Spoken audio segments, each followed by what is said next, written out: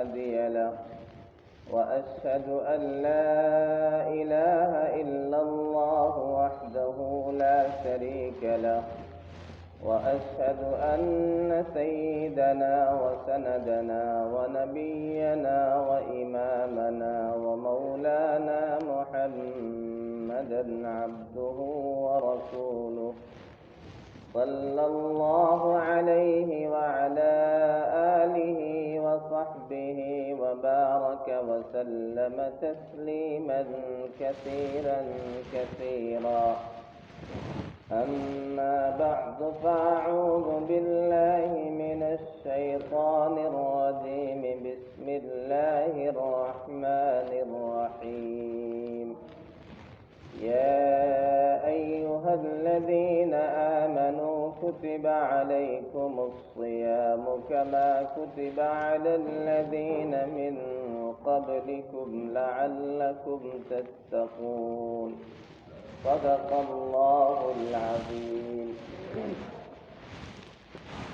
واجب الاحترام بزرگوں اور دوستوں، ماہ شعبان اپنے اختتام کو پہنچنے والا ہے اور ماہ رمضان کی آمد ہے. 2-3 دن کے بعد رمضان کا مبارک مہینہ ہمارے سروں پر سایہ فگن ہونے والا ہے اور زیادہ امید یہ ہے کہ دوشنبہ کو پہلی تراویح ہو. اس حوالے سے اس ماہ مبارک کی عظمت و فضیلت، اس کا استقبال کیسے کرنا ہے اور اسے گزارنا کیسے ہے، کیا کیا کرنا ہے، اس حوالے سے انشاءاللہ کچھ باتیں آج پیش کی جائیں گی. اس آیت کریمہ کی میں نے تلاوت کی. اللہ تعالیٰ نے ارشاد فرمایا، سورہ بقرہ کی آیت ہے 2 سپارے کی. یا ایھا الذین آمنوا کتب علیکم الصیام. اے ایمان والو، یعنی انداز تخاطب دیکھیں کتنا پیارا ہے، اور پھر ایک تحکمانہ انداز، کوئی ریکویسٹ نہیں ہے، کوئی درخواست نہیں ہے. اگر تم نے کلمہ توحید کا اقرار کر لیا ہے، اگر تم ایمان لے آئے ہو، تو پھر اللہ نے تم پر لکھ دیا ہے. تم نے جب پیمان عہد و وفا باندھ لیا ہے اللہ سے، تو پھر اللہ نے لکھ دیا ہے. کیا لکھ دیا ہے؟ روزہ لکھ دیا ہے. یہ تمہیں کرنا ہے. یہ کوئی درخواست نہیں ہے، کوئی سفارش نہیں ہے، اس میں کوئی چوں چرا نہیں ہونا چاہیے. اللہ نے یہ فرض کر دیا ہے، یہ لکھ دیا ہے، تمہارے ذمہ لازم کر دیا ہے. کما کتب علی الذین من قبلکم. اور یہ کوئی نئی چیز نہیں ہے، کوئی عجوبہ چیز نہیں ہے. یہ تو تم سے پہلی امتیں بھی اس فریضے کو ادا کرتی چلی آئی ہیں. یہ فریضہ پہلی امتوں کی جانب بھی متوجہ تھا. کیوں یہ ذمہ داری کیوں دی گئی؟ یہ فریضہ ہمارے سروں پر کیوں ڈالا گیا؟ کوئی پنش کرنا ہے، سزا دینا ہے، بھوکا رکھنا ہے؟ نہیں، تمہارا فائدہ ہے، تمہارا بھلا ہے. لعلکم تتقون، تاکہ تم متقی ہو جاؤ. اچھا، متقی ہونے سے کیا ملے گا؟ جب متقی ہو جائیں گے، تلک الجنۃ التی نورث من عبادنا من کان تقیا. اللہ فرماتا ہے، میں نے جو جنت تیار کر کے رکھی ہے، یہ وہ جنت ہے جس کا وارث میں انہیں بناؤں گا جو متقی پرہیزگار ہوں. اور ذرا غور کریں آیت میں، اللہ فرما رہا ہم وارث بنائیں گے اس جنت کا، متقیوں کو وارث بنائیں گے. وراثت میں آدمی کا عمل دخل نہیں ہوتا ہے، اپنی کوشش، اپنی قد و کاوش، کسی چیز کا کوئی دخل نہیں. وراثت تو اوپر سے آتی ہے، باپ سے آتی ہے، اس میں کوئی محنت نہیں ہے، کمانا نہیں ہے، کہ وہاں سے مل رہا ہے، ایک فضل ہے، ایک عطا ہے جو چلی آ رہی اوپر سے۔ تو یہ بھی بتلا دیا گیا کہ یہ وراثت اللہ دے رہا ہے، تمہارے اعمال اس قابل نہیں ہے، تمہاری تقویٰ کی صفت اتنی عالی نہیں ہے، تمہاری عبادتیں اس لائق نہیں ہے کہ تم عمل کی وجہ سے، عبادت کی وجہ سے جنت کے مستحق ہو جاؤ۔ رحمت عالم صلی اللہ علیہ وسلم نے تو ایک موقع پر بہت واضح انداز سے فرما دیا کہ تم میں سے کوئی اپنے عمل کی وجہ سے جنت میں نہیں جائے گا، تم میں سے کوئی اپنے عمل کی وجہ سے دوزخ سے نجات نہیں پائے گا۔ صحابہ نے ہمت کر کے سوال کر لیا، یا رسول اللہ ولا انت یا رسول اللہ، اللہ کے حبیب صلی اللہ علیہ وسلم کیا آپ بھی اپنے عمل کی وجہ سے نہیں جائیں گے؟ فرمایا ہاں، الا ان یتغمدنی اللہ بغفرانہ، اور ایک روایت میں آپ نے فرمایا 3 مرتبہ ولا انا ولا انا ولا انا، نہیں میں بھی نہیں، میں بھی نہیں، میں بھی نہیں، الا یہ کہ اللہ کی مغفرت اور رحمت مجھے ڈھانپ لے۔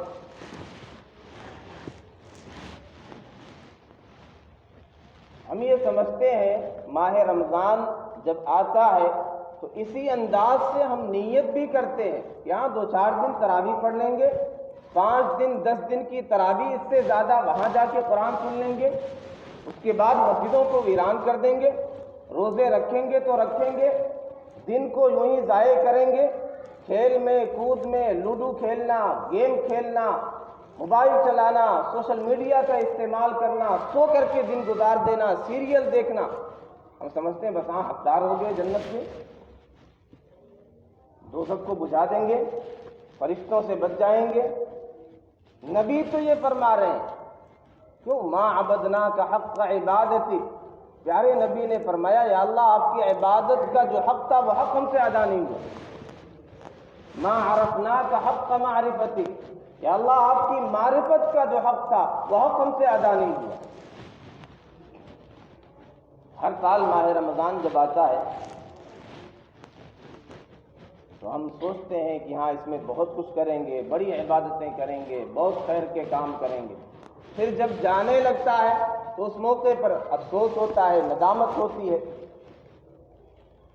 کہ ہم نے جو سوچا تھا وہ نہیں کر سکے، یا ہمیں جتنا کرنا چاہیے تھا اتنا نہیں کر سکے۔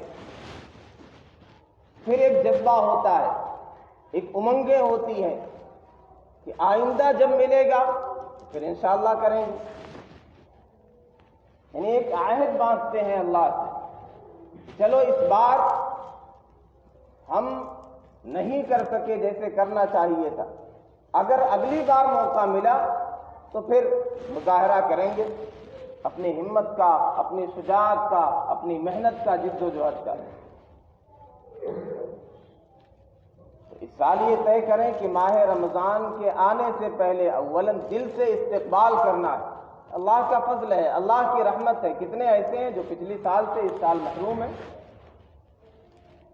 یہ دعا کریں اللہ فضل کے ساتھ، عافیت کے ساتھ، صحت کے ساتھ، ایمان کے ساتھ ہمیں اس ماہ مبارک تک پہنچا دے، تاکہ ہم جوہر دکھائیں۔ سیدنا انس بن نضر رضی اللہ عنہ اور بعض صحابہ جو بدر میں شریک نہیں ہو سکے، ان کی بڑی خواہش تھی، بڑے جذبات تھے اندر سے کہ اگر اگلی بار موقع ملا تو جمع مردی کا مظاہرہ کریں گے، برداد شجاعت حاصل کریں گے، اور ہم دکھلا دیں گے، اگر اللہ نے عطا کر دیا تو ہم دکھلائیں گے، پھر ہمارا کام کیا ہے، ہم کیا کرتے ہیں۔ سیدنا انس بن نضر رضی اللہ عنہ احد کے موقع پر موقع مل گیا، تمنا پوری ہو گئی، جمع مردی کا مظاہرہ کیا، شجاعت کا مظاہرہ کیا۔ جب شہداء کی لاشیں تلاش کی جانے لگی تو ان کا کوئی پتہ نہیں، لاشوں میں دیکھا گیا، ان کی بہن نے ان کے پاؤں کے پھوروں کے ذریعے سے پہچانا، یہ میرے بھائی۔ 80 سے زائد زخم لگے تھے. وہ جو رب سے وعدہ کیا تھا کہ اگلی بار اگر موقع ملا تو دین کے لیے میں کام کر کے دکھلاؤں گا، خدمت کر کے قربانی دے کے دکھلاؤں گا. اللہ تعالیٰ نے ایسے لوگوں، ایسے صحابہ کے بارے میں آیت نازل فرمائی، من المؤمنین رجال صدقوا ما عاهدوا الله علیہ فمنهم من قضى نحبه ومنهم من ينتظر. ایمان والوں میں کچھ ایسے مرد ہیں، یہ مرد ہوتے ہیں، رجال ہوتے ہیں، یہ مرد کہلانے کے قابل ہیں. ایمان والوں میں ایسے مرد ہیں کہ انہوں نے اللہ سے جو وعدہ کیا تھا اسے سچا کر کے دکھلا دیا. ان میں سے بہت سے ایسے ہیں جنہوں نے جام شہادت نوش کر لیا، اور کچھ ایسے ہیں جو اپنی باری کا انتظار کر رہے ہیں. تو ہمیں یہ اسپلینڈڈ چانس مل رہا ہے، یہ سنہرا موقع مل رہا ہے کہ ہم دکھلائیں. آخر دین کے حوالے سے ہمارے جذبات کب کام آئیں گے؟ دین کے لیے کب قربانیاں دیں گے؟ رب کے لیے کب عبادتوں میں اپنے اوقات کو لگائیں گے؟ سال بھر ہم کماتے ہیں، پیسے جمع کرتے ہیں، دنیا سمیٹتے ہیں، دنیا کی فکر کرتے ہیں، اولاد کی فکر کرتے ہیں، گھر بار کی فکر کرتے ہیں. کوئی تو ایسا مہینہ ہو جس میں اللہ ہی اللہ ہو، ہم ہوں، ہمارا رب ہو، رب کی یاد ہو، رب کی اطاعت ہو. یہاں سرکشی کا، بغاوت کا کوئی گزر ہی نہ ہو، حلال ہی حلال ہو، حرام کا تصور اور شائبہ نہ ہو. یہ مہینہ تو اسی لیے آیا. یہ ماہ مبارک کیسا عظیم مہینہ ہے، کتنا بابرکت مہینہ ہے. اس کی مثال سیدنا یوسف علیہ السلام اور ان کے بھائیوں کی طرح. ماہ رمضان کی مثال سیدنا یوسف علیہ السلام اور ان کے بھائیوں جیسی. سیدنا یوسف علیہ السلام 12ویں، ان کے 11 بھائی. اللہ کو جتنے محبوب سیدنا یوسف علیہ السلام سے 11 بھائی محبوب نہیں تھے اتنا. اور پھر والد کو بھی سیدنا یوسف علیہ السلام جتنے محبوب تھے دیگر بھائی اتنے محبوب اور پیارے نہیں تھے، کوالٹیز کی وجہ سے، صفات کی وجہ سے. سیدنا یوسف علیہ السلام کے بھائی والد کے پاس موجود ہیں، پھر بھی والد کی آنکھوں کا سرور، آنکھوں کی ٹھنڈک اور چین و سکون کا ذریعہ نہیں بن سکے. جو سیدنا یوسف علیہ السلام کا کرتا مصر سے چلا ہے، اس کرتے سے جو سکون ملا ہے والد کو، تو بھائی یہاں رہ کر کے سکون کا ذریعہ نہیں بن سکے، آنکھوں کی ٹھنڈک نہیں بن سکے. یہ جو مہینہ ہے، 11 مہینوں میں وہ چیزیں نہیں ہیں جو اس مہینے میں. اتنا یہ محبوب ہے رب کا، 11 مہینے اتنے محبوب اور پیارے نہیں. کیوں اتنا محبوب ہے؟ شہر رمضان الذی انزل فیہ القرآن ھدی للناس وبینات من الہدی والفرقان. رمضان کا مہینہ وہ مہینہ ہے جس میں اللہ نے اپنا کلام اتارا ہے، اس لیے یہ محبوب ہے. اسی لیے اس میں روزہ فرض کیا گیا، اسی لیے یہ مہینوں کا سردار بنا دیا گیا، اسی لیے یہ مہینہ محبوب ہو گیا. سیدنا یوسف علیہ السلام میں جو عفو تھا، صبر تھا، درگزر تھا، بہترین صفات تھی، وہ بھائیوں میں نہیں تھی. اس مہینے میں جو عفو درگزر ہے، جو صبر ہے، جس طرح گناہ اس میں معاف ہوتے ہیں، سارے گناہ جل جاتے ہیں، برکتوں کا جس کثرت سے نزول ہوتا ہے، دیگر مہینوں میں نہیں. یہ مہینہ صبر سکھلاتا ہے. بدقسمتی ہماری اس میں سب سے زیادہ بے صبری کا مظاہرہ ہم کرتے ہیں، کہ بھوکے پیاسے رہتے ہیں تو ایمانی لیول بہت ہائی ہو جاتا ہے. کوئی ذرا سا پنکھا بند کر دے، ہماری جگہ پہ آ کے بیٹھ جائے، ٹھنڈی کا موسم ہے کسی نے دروازہ کھول دیا، ذرا سی بات پہ بالکل بھڑک جاتے ہیں. کیوں؟ سمجھتے ہیں احسان کیا ہم نے روزہ رکھ کر. خاص طور پہ عصر کے بعد کی جو بہت جھگڑے ہوتے ہیں. یہ مہینہ اس لیے تو نہیں آیا ہے، یہ مہینہ اس لیے آیا ہے کہ ہم کھانا چھوڑ دیں، اور اس مہینے کو ہم کھانے میں اور طرح طرح کے پکوان تیار کرنے میں خود بھی لگے رہتے ہیں، عورتوں کو بھی لگائے رکھتے ہیں. نہ خود عبادت کے لیے اپنے وقت کو خالی کرتے ہیں، نہ عورتوں کے لیے خالی کرتے ہیں وقت، وہ بھی عبادت میں لگ جائے۔ اللہ کی مغفرت اور رضا حاصل کرنے کے لیے سیدنا یوسف علیہ السلام نے، بھائیوں نے کتنا کچھ کیا، کیسا صبر کا مظاہرہ۔ اس سے پہلے بھی میں نے شب برات میں غالباً یہ واقعہ بتلایا تھا۔ احسن القصص کہا گیا سیدنا یوسف علیہ السلام کے واقعے کو قرآن میں، بہترین قصہ ہے۔ کیسا صبر تھا، ہم کہتے ہیں کب تک صبر کریں، حد ہو گئی، انتہا ہو گئی، یہ کہہ دیا، ایسا کر رہے، کیوں معاف کریں۔ بادشاہ بنے ہیں، تخت شاہی پر بیٹھے ہیں سیدنا یوسف علیہ السلام، مصر کے بادشاہ ہیں، بھائی آئے ہیں غلہ لینے کے لیے، قحط سالی کا دور ہے۔ بنیامین کو روکنا چاہا، ان کے سامان میں پیالہ رکھ دیا گیا، تلاشی لی گئی تو نکلا، پھر انہیں روکنے کا انتظام کیا گیا۔ بھائیوں نے کیا کمنٹ کیا، کیسا تبصرہ کیا؟ بادشاہ وقت کو ان یسرق فقد سرق اخ له من قبل، اگر بنیامین نے آج چوری کی ہے تو کل کو ان کے بھائی نے بھی، یوسف نے بھی چوری کی تھی۔ میں سے کوئی بادشاہ ہو، تخت شاہی پر بیٹھا ہو، کوئی ہمیں یہ کہہ دے چور کہ اس نے چوری کی تھی، ہم کیا کریں گے؟ سیدنا یوسف علیہ السلام نے کچھ بھی نہیں کیا۔ فَأَسَرَّهَا يُوسُفُ فِي نَفْسِهِ وَلَمْ يُبْدِهَا لَهُمْ، یوسف علیہ السلام نے اپنے جی میں چھپا لیا، ظاہر بھی نہیں کیا۔ کوئی سزا دینا تو دور کی بات، یہ صبر ہوتا ہے۔ یہ مہینہ یہ کیفیت پیدا کرنے کے لیے آیا، صبر پیدا کرنے کے لیے آیا، عبادتوں پر جم جائیں، گناہوں سے رک جائیں، یہ صبر ہونا چاہیے۔ یہ مہینہ لِتُكَبِّرُوا اللَّهَ عَلَى مَا هَدَاكُمْ، اس لیے آیا ہے کہ ہم اللہ کی بڑائی پیش کریں، اللہ کو بڑا سمجھیں، اللہ کی کبریائی ہمارے دلوں میں راسخ ہو جائے۔ وہ کیسے؟ مؤذن کہے اللہ اکبر، اللہ سب سے بڑا۔ اب اگر دکان میں لگے ہیں، دکان بند نہیں کر سکتے، اس کا مطلب ہم عملاً یہ کہہ رہے، اگرچہ ہم جواب دیں اللہ اکبر اذان کا، لیکن عملی طور پر ہم کہہ رہے ہیں کہ نہیں، میری دکان بڑی ہے، میرا کاروبار بڑا ہے، میرا مال بڑا ہے، میری جائیداد بڑی ہے، میرا یہ پیشہ بڑا ہے، یہ اہم ہے۔ نبی نے کہہ دیا اپنے بھائی سے 3 دن سے زیادہ قطع تعلقی مت کرو، بات چیت بند مت کرو۔ اگر نبی کو بڑا سمجھتے ہیں، نبی کی بات کو بڑا سمجھتے ہیں، تو ہم 3 دن تک قطع تعلقی اس سے زیادہ نہیں رکھ سکتے، ہم ناراض نہیں رہ سکتے، ہم جا کے خود سلام کریں گے۔ اگر نبی کو بڑا سمجھیں گے، اللہ کو بڑا سمجھیں گے، قرآن و حدیث کو بڑا سمجھیں گے، روزے میں، تنہائی میں، غسل خانے میں کوئی نہیں دیکھ رہا، نفس کہتا ہے پانی پی لو، کون دیکھ رہا ہے، کون گواہ ہے، کسے پتہ چلے گا؟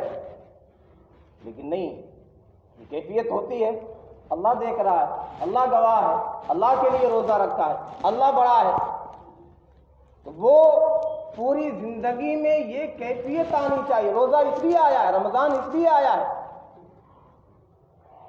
اس ماہ مبارک میں یہ تیاری کرانی مقصود ہے۔ یہ صفت ہمیشہ کے لیے ہماری زندگی میں پیدا ہو جائے کہ اللہ کی بڑائی ہمارے دلوں میں راسخ ہو جائے۔ ماہ مبارک میں ایک چیز بڑی اہمیت کی حامل ہے، جہاں رمضان کا تذکرہ ہے، اس کے روزوں کا تذکرہ ہے دوسرے سپارے میں، وہاں آگے چل کر کے اس مضمون کا جہاں پر اختتام ہے، جہاں پر ان آیات کا اختتام ہے، رمضان، روزہ، دعا کرنا، تقویٰ، تکبیر، اللہ کا شکر ادا کرنا، آخر میں جہاں جا کے کچھ مسائل کا بھی تذکرہ ہے، بات جہاں پہ مکمل ہو رہی ہے، مضمون جہاں پہ ختم ہو رہا، نیا مضمون جہاں سے شروع ہو رہا، خاتمے پر کیا ہے؟ بڑی عجیب بات ہے، لا تأکلوا اموالکم بینکم بالباطل، باطل طریقے سے، ناحق طریقے سے، حرام طریقے سے مال مت کھاؤ۔ رمضان کا ایک ظاہر ہے، ایک باطن ہے، ایک صورت ہے، ایک حقیقت ہے، ایک اندرون ہے، ایک بیرون ہے۔ اس کا ظاہر کیا ہے؟ روزہ کسے کہتے ہیں؟ الصوم هو الامساک عن المفطرات الثلاثہ، تین چیزیں، الاکل والشرب والجماع، کھانا پینا اور جماع سے، بیوی سے مصاحبت سے رک جانا، یہ ظاہری طور پہ روزہ اسے کہتے ہیں۔ یہ روزے کا ظاہر ہے، صورت ہے، بیرون ہے۔ ایک ہے اس کا اندرون، اس کا باطن، اس کی حقیقت۔ وہ کیا ہے؟ ہمارا کان غلط نہ سنے، ہماری آنکھیں غلط نہ دیکھیں، ہماری زبان غلط نہ چکھے، غلط نہ بولے، غیبت نہ کرے، جھوٹ نہ بولے، چغلی نہ کرے۔ اس لیے رحمت دو عالم صلی اللہ علیہ وسلم نے ارشاد فرمایا، من لم يدع قول الزور فلا حاجت للہ ان يدع طعامہ وشرابہ، جو اللہ کے لیے جھوٹ بولنا نہ چھوڑے، اللہ کو کوئی حاجت نہیں بھوکا پیاسا رہے۔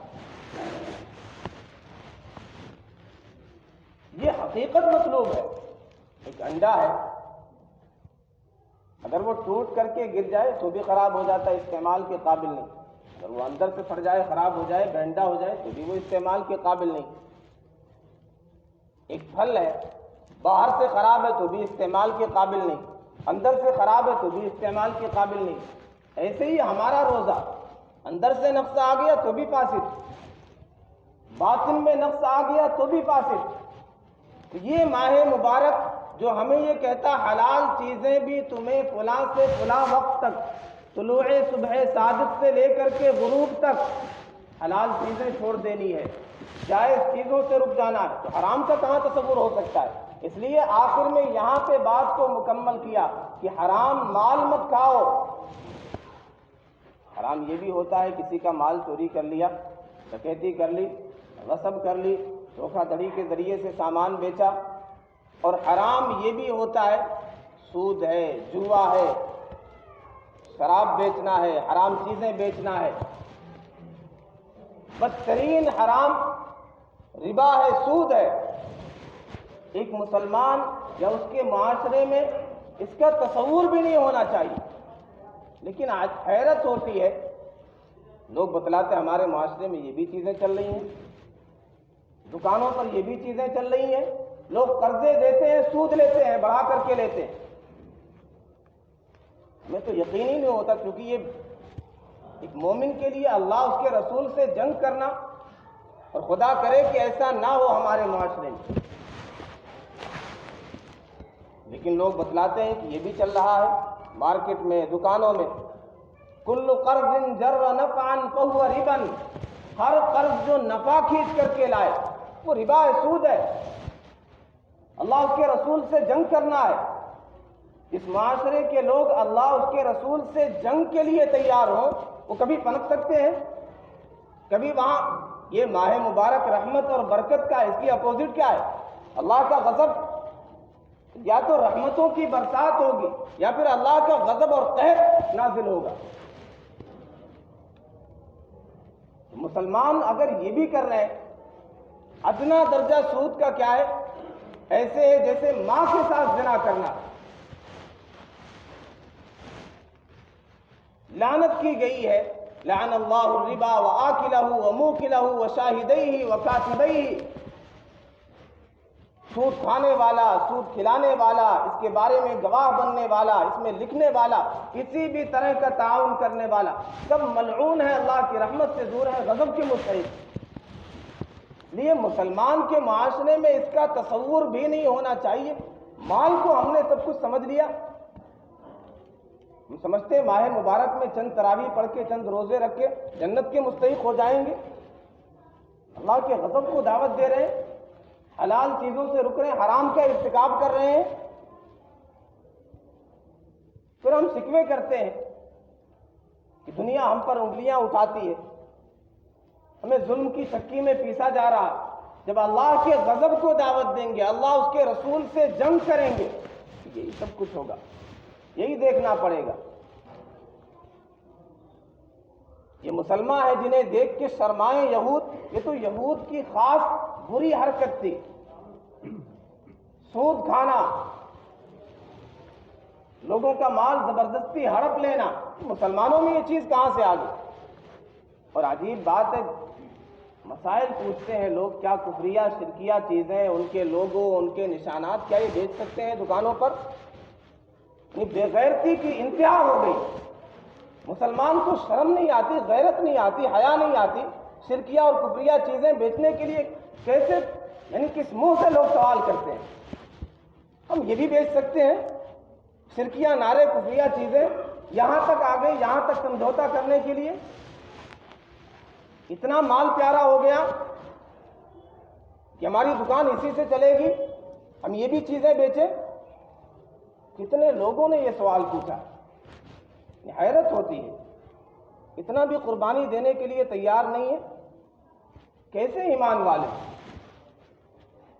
لیے خدا کے واسطے یہ ماہ مبارک آ رہا ہے، حلال چیزیں ہم چھوڑ دیتے ہیں تو یہ طے کریں پوری زندگی انشاءاللہ حرام کاموں سے بچیں گے۔ اور میں اکثر نصیحت کرتا ہوں اس موقع پر، کوئی بھی قوم، کوئی بھی امت تبھی ترقی کرتی ہے جو مستقل مزاجی ہوتی ہے۔ ہمارے یہاں مستقل مزاجی نہیں، دوام نہیں، تسلسل نہیں، 2-4 دن تراویح، 2-4 دن خیر کے اعمال، اس کے بعد تھک ہار کر کے بیٹھ جاتے ہیں۔ اس طرح کوئی بھی منزل تک نہیں پہنچتا ہے، کوئی بھی کامیابی اس طرح حاصل نہیں کر سکتا۔ جو بیچ میں رک جائے، تھک ہار کر کے بیٹھ جائے، سفر کو روک دے، وہ منزل تک نہیں پہنچ سکتا۔ تو ہم 2-4 دنوں کے بعد مسجدوں کو ویران کر دیں، تراویح کو چھوڑ دیں اور دیگر خیر کے کاموں کو چھوڑ دیں، اس طرح رب کی رضا حاصل نہیں ہو سکتی۔ وَاعْبُدْ رَبَّكَ حَتَّى يَأْتِيَكَ الْيَقِينُ، موت آنے تک، قبر تک اس سفر کو جاری رکھنا ہے، قبر تک عبادت کو جاری رکھنا ہے۔ اور اس ماہ مبارک میں ہر طرح کے خرافات سے، ہر طرح کی غلط چیزوں سے اپنے آپ کو بچانا ہے۔ تراویح بہتر طریقے سے سننے کا اہتمام کریں، جلد بازی نہ کریں، پورے مہینے عزم کریں، پورے مہینے سنیں گے۔ اور مسجدوں میں بہت سی چیزیں تکمیل قرآن کے موقع پر لایانی ہوتی ہیں، کھانے تقسیم ہوتے ہیں، مسجد کی بے حرمتی ہوتی ہے، تو اگر کھلانا ہی ہے کوئی مناسب انتظام ہو تو باہر تقسیم کر دیا جائے۔ ماہ مبارک میں اللہ کے گھر کا احترام ملحوظ رکھیں، عبادتیں کرنے میں اس کی بے حرمتی نہ کیا کریں۔ قرآن سننے یا قرآن پڑھنے میں قرآن کے حق کا خیال رکھا جائے۔ افطار کی پارٹی اور دعوت کرنے میں اس کا اصل مقصد پیش نظر رہے، غریبوں کو کھلانا ہے، مسکینوں کو کھلانا ہے، یتیموں کو کھلانا ہے۔ کسی بھی مسلمان کو کھلانا ثواب ہے، دعوت کی جا سکتی، لیکن ریاکاری جس میں آ جائے، دکھلاوا جس میں آ جائے، جس میں نمازیں گول ہو جائیں اور دیگر خرافات آ جائیں، تو ایسی پارٹی، افطار پارٹی کا کیا فائدہ؟ تو اس لیے اس ماہ مبارک میں یہ چیز پیش نظر رہے، جب حلال چیزوں سے ہمیں روک دیا گیا، اس سے رک جاتے ہیں، تو منکرات اور ناجائز اور غلط چیزیں، اس کا تو تصور بھی نہیں ہونا چاہیے۔ اللہ رب العزت والجلال اس ماہ مبارک کا ہم سب کو گناہوں سے پاک ہو کر استقبال کرنے والا بنائے، اس ماہ مبارک میں خیر و عافیت کے ساتھ ہم سب کو پہنچائے، زیادہ سے زیادہ خیر کا کام کرنے والا بنائے۔ وآخر دعوانا ان الحمد للہ رب العالمین۔